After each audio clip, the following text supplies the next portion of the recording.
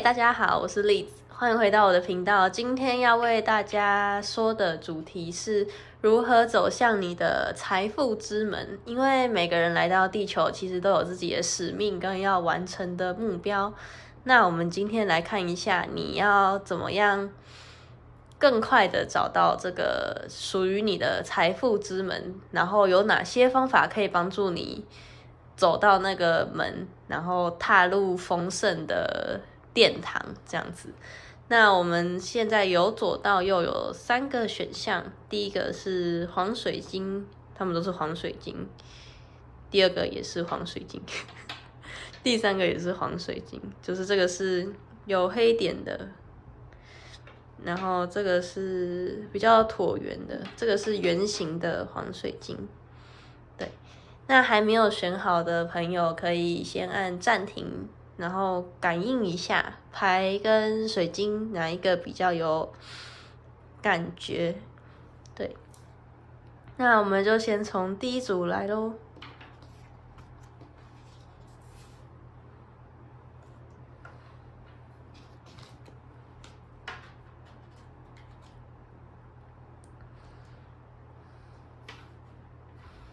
那第一组的朋友是有抽到这个有黑点点的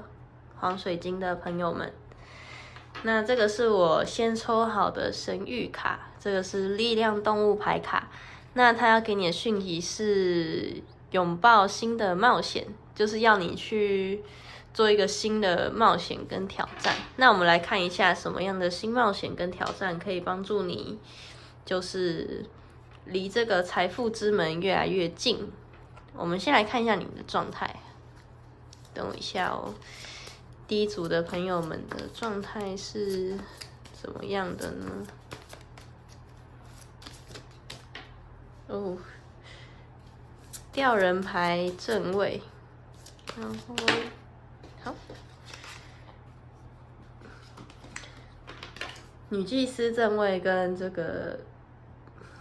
骑士宝剑骑士逆位。这边的话，我觉得你们近期正在思索说要往哪一个新的方向走。你们可能前面已经经历了一场苦难，然后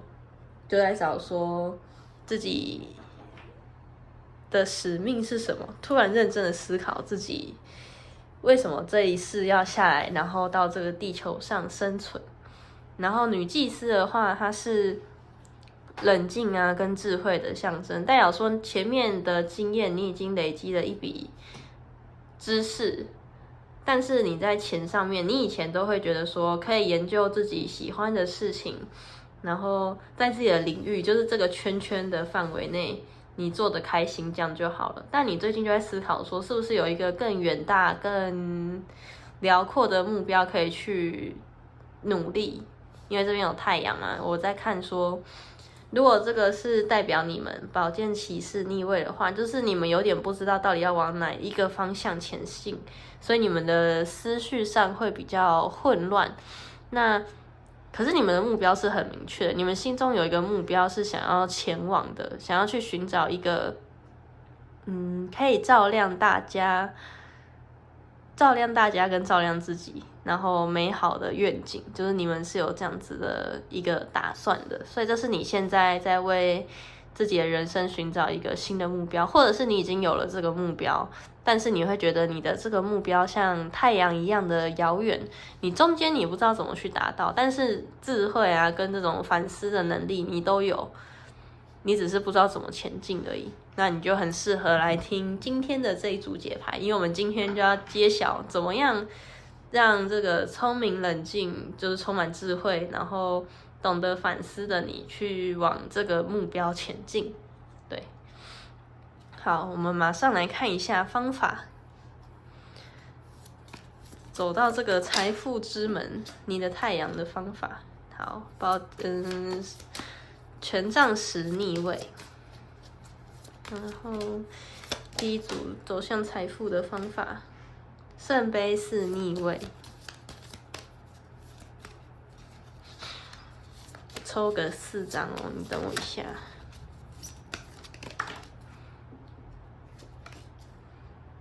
权杖9正位，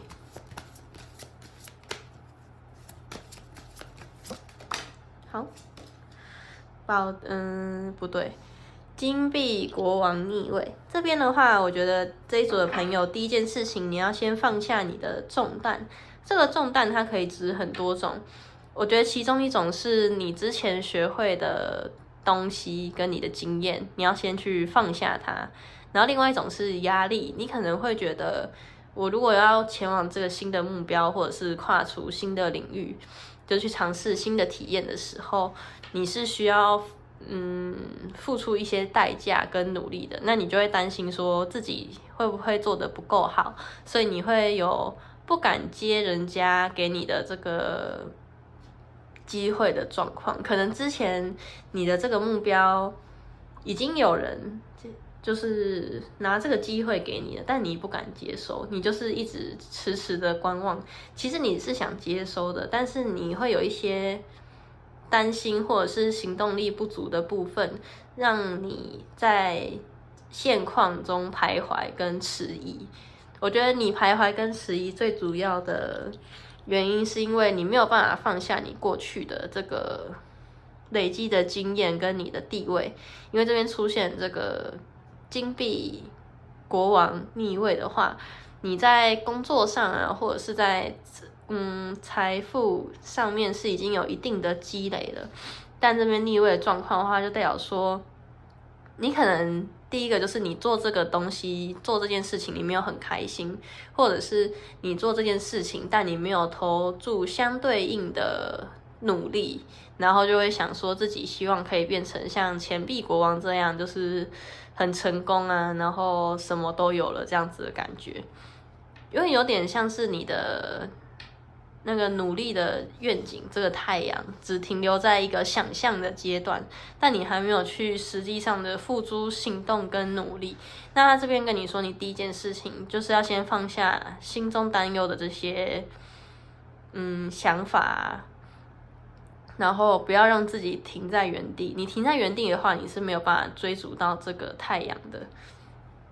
又或许没有办法成为太阳本身，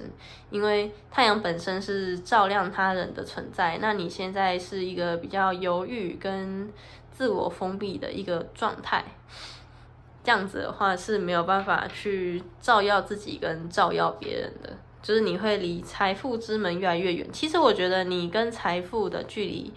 就是那一步之遥，就看你敢不敢放下你之前所累积的这些经验跟一些固有的想法。因为我们如果要踏入一个新的体验，最好是一张白纸，就是你还没有既定的想法跟成见的时候，你去踏入，你才会从中去吸收到那件事情要给你的经验跟体验。对，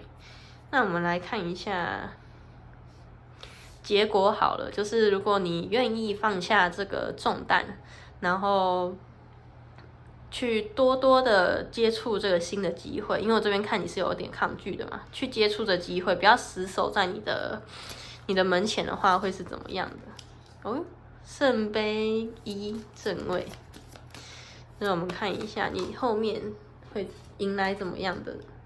哇，钱币二，这张。金币三，最后圣杯九逆位。这边的话，第一组的朋友们，就是如果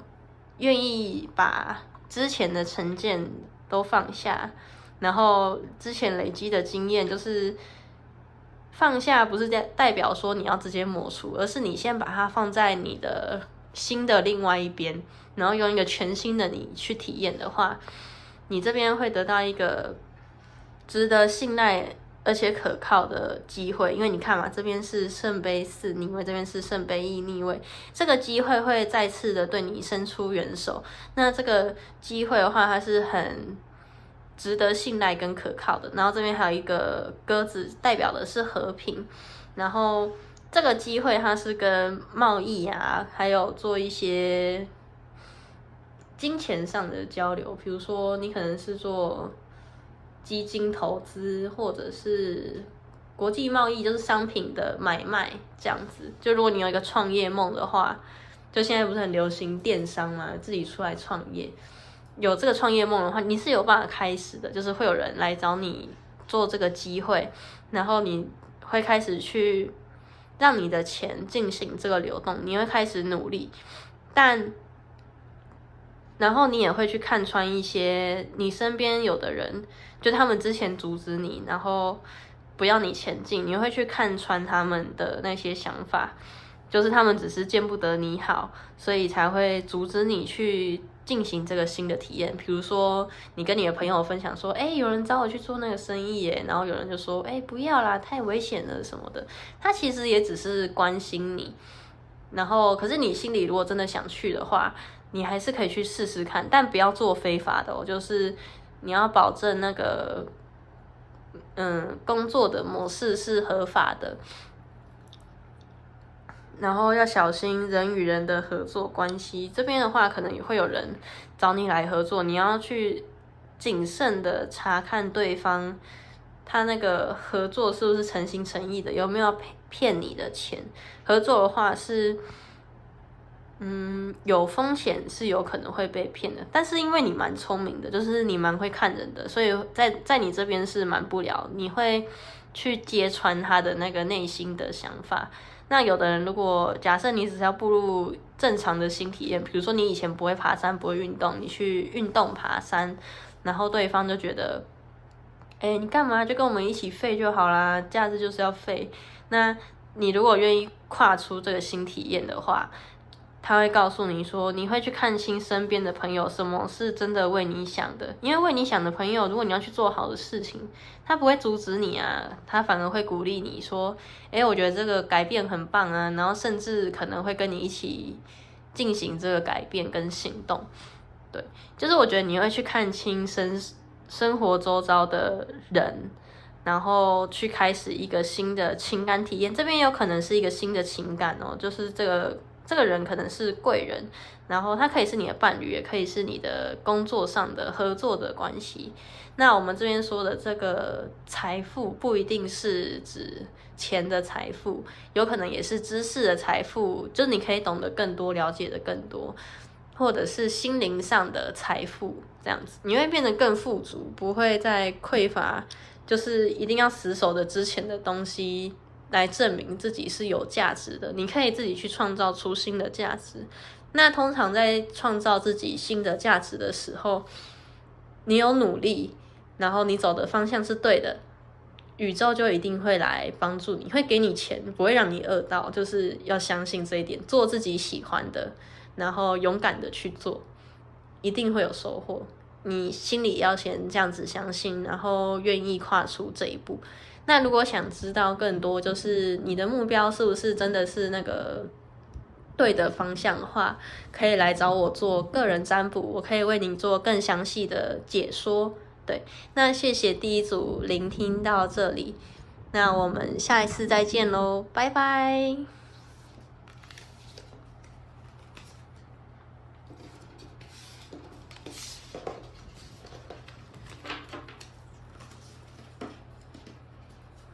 洗一下牌。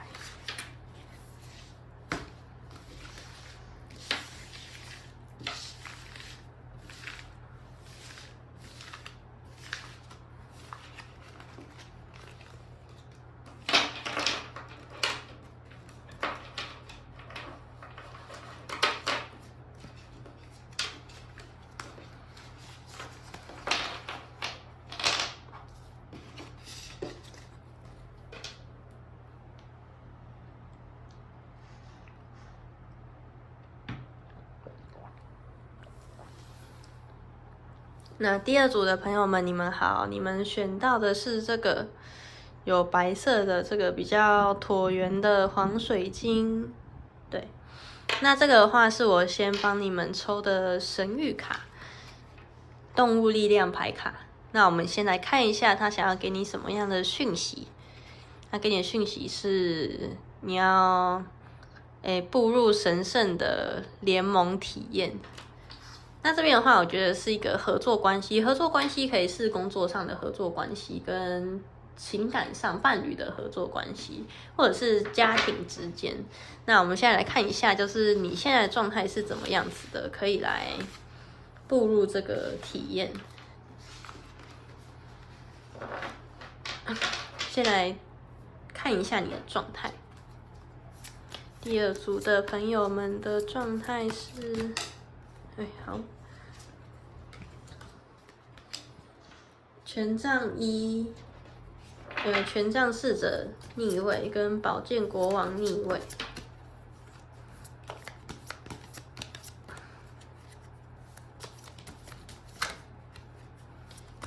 还有，好，钱币三逆位跟权杖十逆位。那最近的话，第二组的朋友们压力上是比较大的。如果有工作上或同事之间，或者是伴侣之间，就不管是什么关系，就是你们是两个人很亲密的那种，就是感情很交好的。你们现在目光不在同一个地方上。那这个权杖侍者的话，他的目标在这边嘛，然后可是宝剑国王他是往前看的，而且你们的状态都是逆位，就代表说你们可能在进行工作上的合伙啊，或者是生活目标经营，不是在同一个目标上的，你们没有看向同一个地方，所以你们在前进的时候没有办法达到一个和谐的合作的关系，你会觉得压力很大。如果已经是创业到一半的朋友，你会想要放掉这一段的关系，就是想要放掉这个压力，你会觉得扛不住，你要直接再见了这样子。但我来看一下你的状态，好，再抽一张。你最近的状态的话，会比较在一个焦躁不安，然后你会想前进，但是你又不知道何去何从。如果你没有合作伙伴的话，你会觉得不知道何去何从，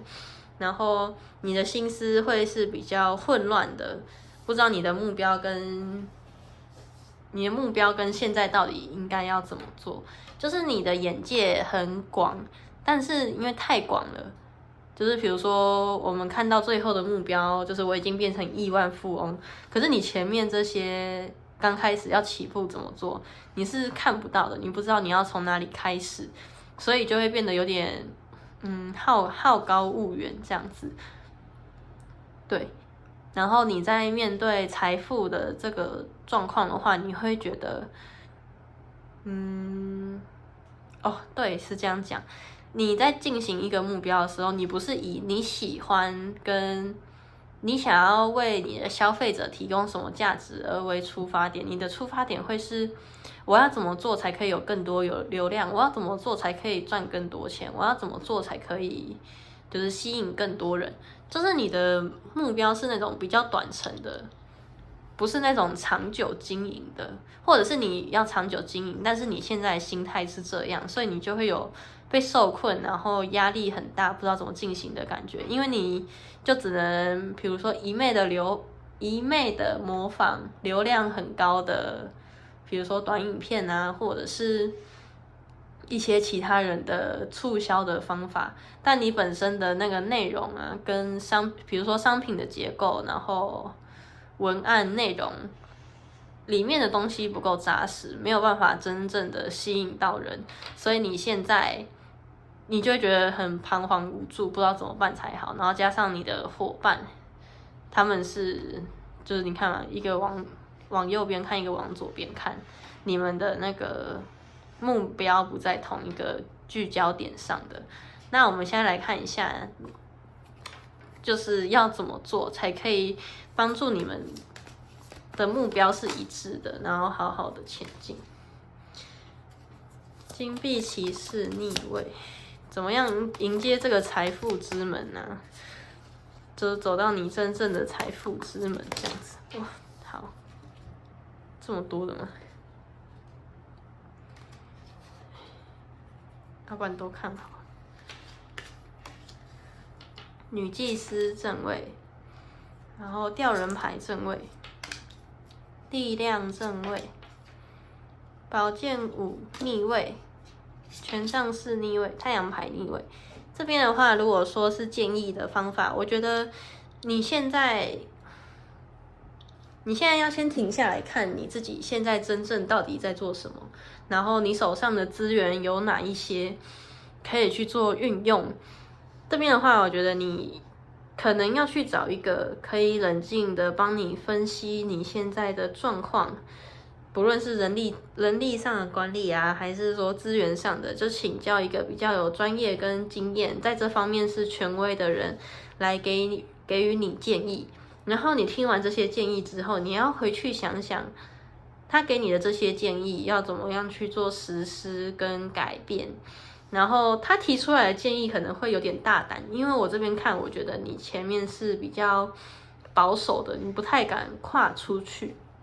他可能会提出一些很大胆的，比如说要你直接讲出你内心的想法啦，或者是要你直接去，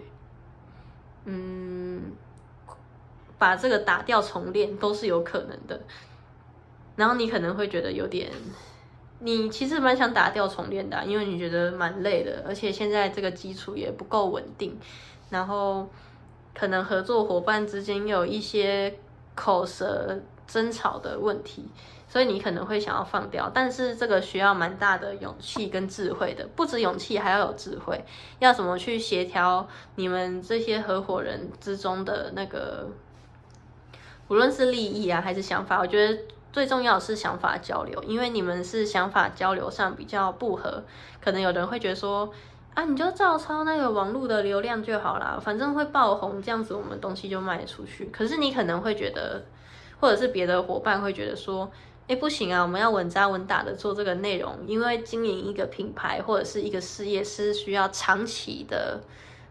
目标跟努力，短影音只是一时之间可以吸引到流量，但是它不是长久之计，所以我觉得你需要这种智慧去做化解。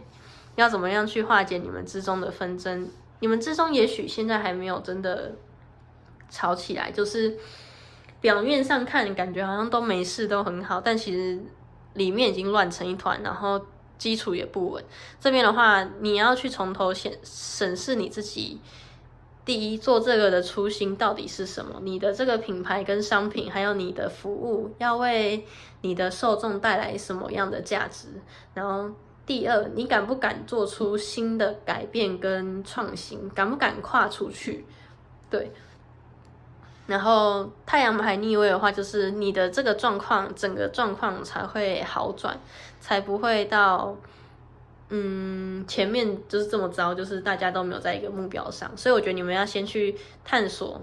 以上刚刚讲的那2点，就是这个品牌对你们来说到底是什么？只是赚钱的工具吗？还是你真的想要认真的做起来？当你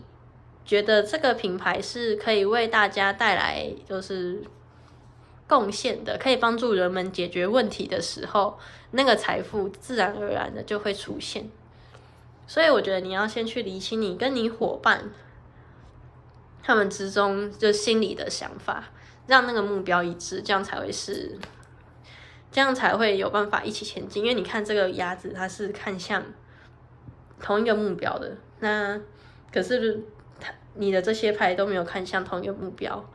那如果假设这个伙伴你没有其他人，只有你自己的话，就是你要让你的心跟你的行动合一，你不能就你心里是想要为大家好，但是你做出来的都是一直在变现流量啊，一直在炒一些热度，那这样子你没有合一的状况下，你做出来的东西不可能会好。对，那最后我们看一下，如果你进行了这个改变之后，你的状态会是怎么样的？好，宝剑骑士正位。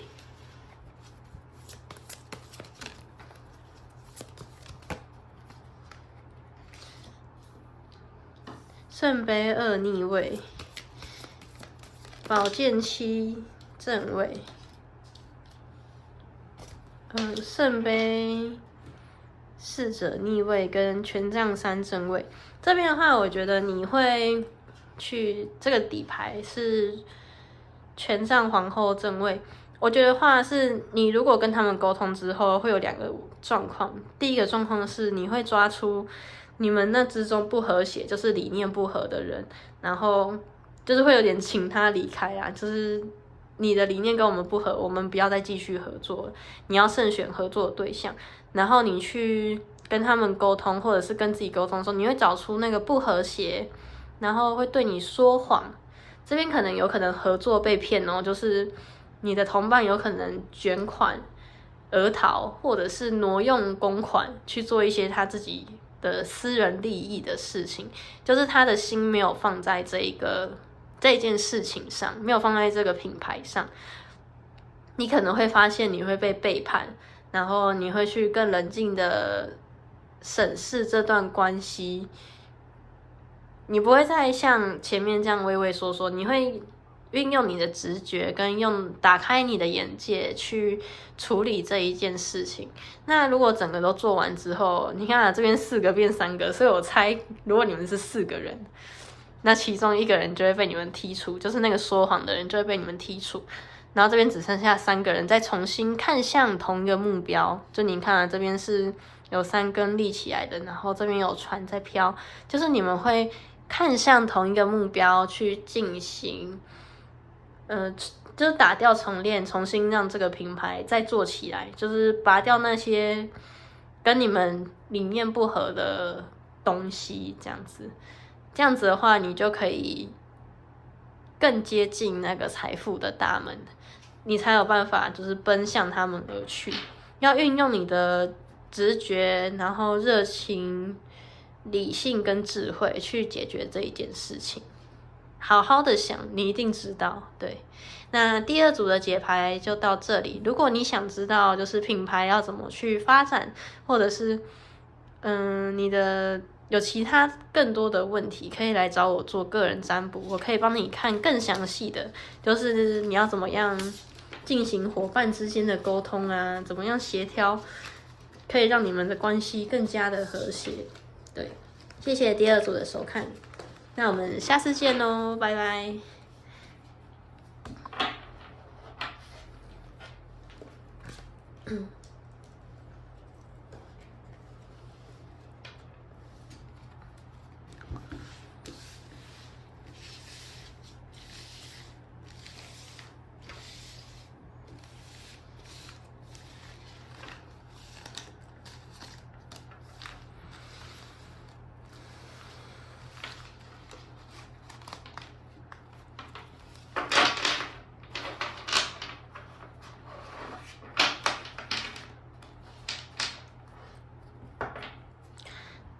嗨，大家好，第3组的朋友们，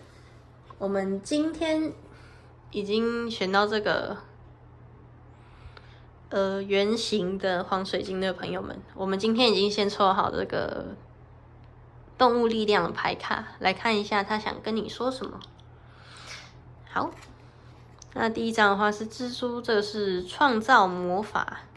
然后这个是秃鹰，就是要你让你飞向那个目标，对，飞向目标。打开你的眼睛，然后去看你的那个目标跟你的那个梦想。那我们来看一下你的状态。我们来看一下你的状态。第一个是圣杯4正位，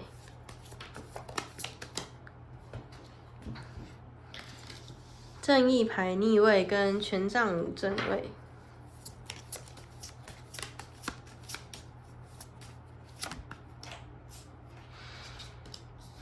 圣杯骑士逆位，这边的朋友，他这边的这个创造魔法跟看向你的这个目标的话，看向你的目标，它是有那种听从你的精神领域，就是有点像是你静下来，然后接受一些精神上的讯息。我觉得这一组的朋友们，他是有那个第6感很强，就是可以接收到神的讯息，高我的讯息啊！现在身心灵很红嘛，就是高我的讯息，或者是有的时候你会灵光一闪，让你去注意跟接收这个讯息。对，他会用各种不一样的方式，有的人是用感觉到的，有的人是听得到，有的人是看得到。你最近的话可以注意，就是你周围有没有羽毛出现，他们会给你一些讯息，告诉你们一些讯息。然后蜘蛛的话是要你去编织，因为你看蜘蛛就是会织这个蜘蛛网，就是你要去编织你的梦想跟你的目标。那我这边抽了4张塔罗牌来看你的状态的话，是你现在的状态是坐在原地，有人给你机会，你还在想要不要那个机会，然后但你的眼光没有放在这机会，你眼光在底下这3个圣杯，你还在留恋过去啊，跟一些美好的，比如说假设之前的工作环境啊，之前的工作伙伴，你还流连在那些情感里面，没有去看这个真正的目标。然后这边正义牌逆位，我觉得是你内心有在打架，你不知道你要往哪一个方向走，或者是你在想接了这个新的机会之后好不好？你有没有办法胜任？你还在评估。或许这个机会它的竞争很激烈，你会有点不自信，自己有办法从这个竞争之中脱颖而出。你会觉得自己有的东西没有人家多，然后可能别人都很有经验啊，你只是一个这方面的小白这样子。所以你的内心状态其实是不平衡的，你可能想要接受，或者是你想要有一个新的开始跟体验，但你不敢，所以你就会有点停下来，没有再继续前往。然后你最近会比较忧愁跟焦虑，没有办法去听到自己内心真正想要的是什么，就是你跟你的内心断联了。我们来看一下要怎么样可以解决这样子的问题，然后让你更接近你的财富之门。权杖皇后正位，宝剑9正位，权杖2逆位，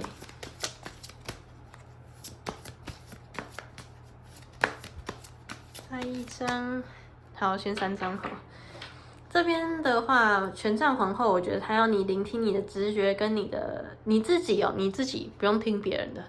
听你自己内心的想法跟你的智慧，你内心真正渴望的是什么？你可能会有一些焦虑啊跟担忧去阻止你去看到你内心真正的渴望，你要先去跨越这个担忧跟这个阻碍你的事情，就是你可能会觉得自己不够好啊，自己没有这个资格，自己这么烂，有什么资格跟别人去做这个互动？怎么去争取这个机会？所以你的眼界就变小了，你变成只能聚焦在自己的这个悲伤上面，你没有办法看到事情真正的样貌。他这边跟你说，你不要往外看，你要做的是跟你自己比，因为每个人他其实都是不一样的。你如果跟别人比的话，那个基准点不一样，所以这就是一件有点狠心耶，天啊！就是一件没有意义的事情，你知道吗？就跟如果你是一只鱼，你要怎么跟松鼠比你会爬树这件事情？你们2个就是不同的东西啊，那你要怎么去做一个相比？那我们人也是一样的，我们的人在成长的环境啊，然后学习的历程、经验，遇到的老师、贵人，然后还有每个人的性格都是不一样的，那就没有办法这样去做相比较。这个机会会来到你这边，一定是看到你身上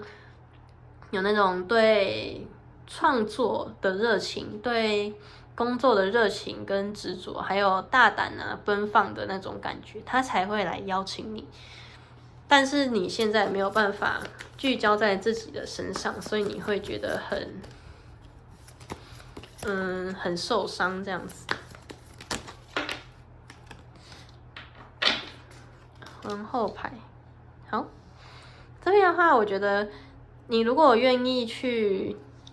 先暂时不听这些声音，你会发现你身边其实是有人支持你的。这边的话有教皇，就是可能你的宗教信仰，不论你相信什么，妈祖啊、耶稣基督啊，还是天主教还是宇宙都可以，就是你会发现其实是有人支持着你，你身边的守护灵是支持着你，你是有那个叫什么人可以依靠的，突然想不起来，靠山，对，你是有靠山可以依靠的，而且你是有，比如说你要做这个工作，或者是你要完成那个领域，你是有那个长辈可以去做询问，你是有办法去询问他们的意见，然后他们对你的这个人格啊，跟你的能力是很肯定的。这边有教皇，还有这个皇后，我觉得你的妈妈或者是你的女性的长辈，他们是很愿意去支持你的。可能他们原本就很支持你，只是你也知道他们很支持你，但你就会跨不过去自己那一关。所以他这边就提醒你说，你要先正视你自己的这个问题，找出你的根源，就是为什么你会没有自信，然后觉得自己很烂。是不是因为没有尝试过，没有编织过，所以不知道自己怎么样了？或者是你编织了，你只是遇到一点的困难或者是挫折，你就想放弃了这样子？但是机会就在眼前，就是你再努力一点，你再勇敢一点，就跨过去了这样子。就是这是一个考验。但是我觉得，如果你现阶段没有办法放下的话，不用太强迫自己一定要放下，或者是觉得自己只是因为一个挫折就倒地不起，觉得自己很烂，不要这样想，因为每个人都会觉得那个挫折在那个当下是受伤很严重的，你需要一点时间跟一点方法走出来。你可能要等到你成长之后再回头看，你才会觉得，原来当初那样子的挫折好像也不算什么嘛，因为我最后还是走过来的。你要对自己有这样子的自信跟信任，你身边的人是很信任你跟包容你的，对自己不要太苛刻，你要包容你自己，把那份温柔用在你自己身上。对，他这边提醒你啊，你就一个重点，你要跨向这个财富之门的话，就是你要先去检视你真正害怕的东西是什么，是什么让你没有办法前进，到底是什么让你就没有办法发挥你原本的样子。对，那我们最后来看一下，如果你跨越了这个的状态会是怎么样，就是你整个人的状态。等我一下哦。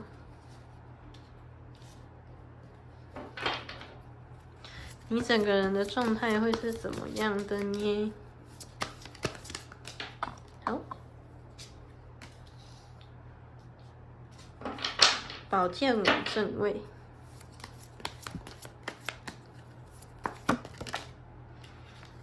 宝剑骑士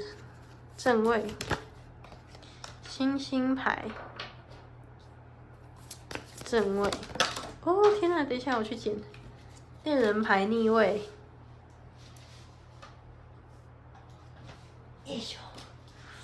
这个是节制牌逆位。这边的话，我觉得你会去正视那一些你心中的一直诋毁自己的声音，然后你会去进行一个铲除，你就受不了了。就是我哪有你们讲的那么糟？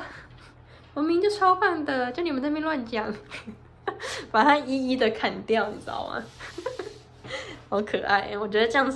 样是很棒的，就是你不会再去跟外面的人证明什么，你就是会把那些声音都砍除，然后往你的目标前进。这边的话，我觉得这个星星牌是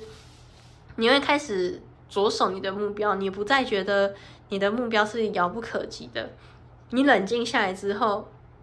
往内看，你就看到你内心的这个目标。你不会再想说要去外面寻找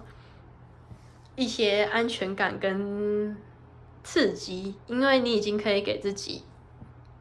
相对应的安全感。就是如果你跨出来之后，你会开始慢慢的学会怎么样是爱自己的，怎么样从爱自己的这一块去提供给自己支持，怎么跟自己相处。我觉得你会开始慢慢的了解这件事情。对。然后最后他跟你说你是受保护的，就算你现在觉得你好像没有跟你的守护灵或者是你的信仰连结，但是你不用担心，他们都是一直默默的守护你跟看着你，会偷偷给你讯息的，你可以偷偷注意一下那些讯息。你的话有可能会看到一些天使数字，可能是555啊，或者是444，就是这类的天使讯息，就是那种重叠的数字。那如果你有看到的话，你可以网络上搜寻一下那些数字带给你的意义是什么，先克服自己的焦虑跟恐惧。不用先想着要怎么克服，先正视这件事情，承认自己有这样子的状况，然后一步一步来就可以了，不要太勉强自己。对，那第3组的朋友们，如果想知道怎么样拔除这个恐惧啊跟焦虑，然后自己的目标在哪里的话，怎么爱自己，都可以来找我做个人占卜，我可以帮你看，就是更详细、更贴近你的就是方法这样子。对，那我们今天的解牌就到这里咯，谢谢你们，拜拜。